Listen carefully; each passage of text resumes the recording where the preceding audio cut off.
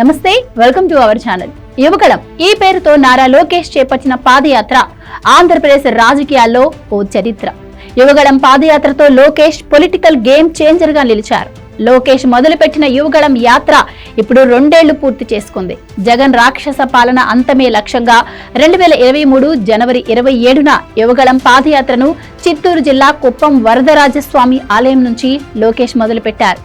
ఆంధ్రుల ఆశలు ఆకాంక్షలకు అనుగుణంగా ఈ పాదయాత్ర సాగింది.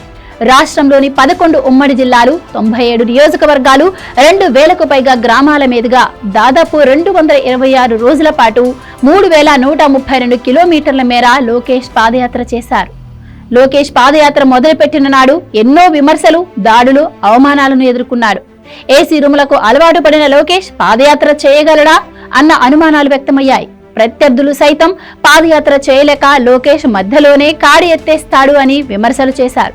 అదే సమయంలో అధికారాన్ని అడ్డు పెట్టుకుని యువగళాన్ని అణిచివేసేందుకు జగన్ చేయని ప్రయత్నమే లేదు. పోలీస్ వ్యవస్థ, సోషల్ మీడియా వ్యవస్థను అడ్డు పెట్టుకుని యువగళం పాదయాత్రను టార్గెట్ చేశారు.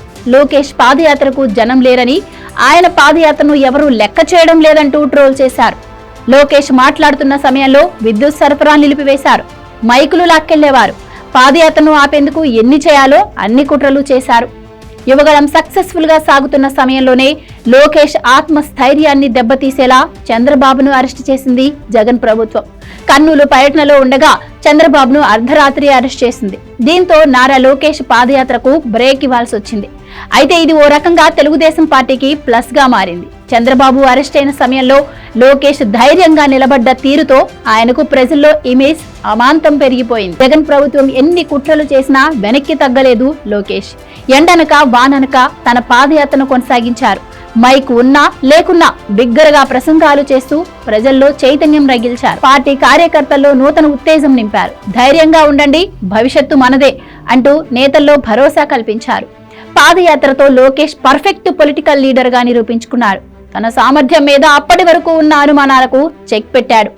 ఏ బెరుకు లేకుండా జగన్ పాలనను ఛాలెంజ్ చేసి వైసీపీపై పోరాటంలో ముందుండి నడిపించాడు. నెలల పాటు కుటుంబానికి దూరంగా ఉన్నాడు.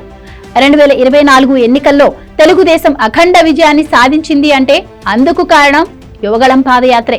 ఇది ఏ టీడీపీ కార్యకర్తను అడిగినా చెప్తాడు. లోకేష్ పాదయాత్ర ప్రభావం ఎంతలా ఉంది అంటే 144 స్థానాల్లో పోటీ చేసిన తెలుగుదేశం పార్టీ 135 స్థానాల్లో తిరుగులేని మెజారిటీతో విజయం సాధించింది. సొంతంగానే ప్రభుత్వాన్ని ఏర్పాటు చేసే మెజారిటీ సాధించింది. జగన్ తన కంచుకోటగా భావించిన రాయలసీమలోనూ వైసీపీని మట్టి కరిపించారు లోకేష్. 2019లో రాయలసీమలోని 52 స్థానాలకు 49 స్థానాలు గెలుచుకున్న వైసీపీ 2024 ఎన్నికలకు వచ్చేసరికి 7 స్థానాలకు మాత్రమే పరిమితమైంది. అలా లోకేష్ యువగళం పాదయాత్ర తెలుగుదేశం చరిత్రలో ఓ మైలురాయిగా నిలిచింది. Please subscribe to Leo news for more videos.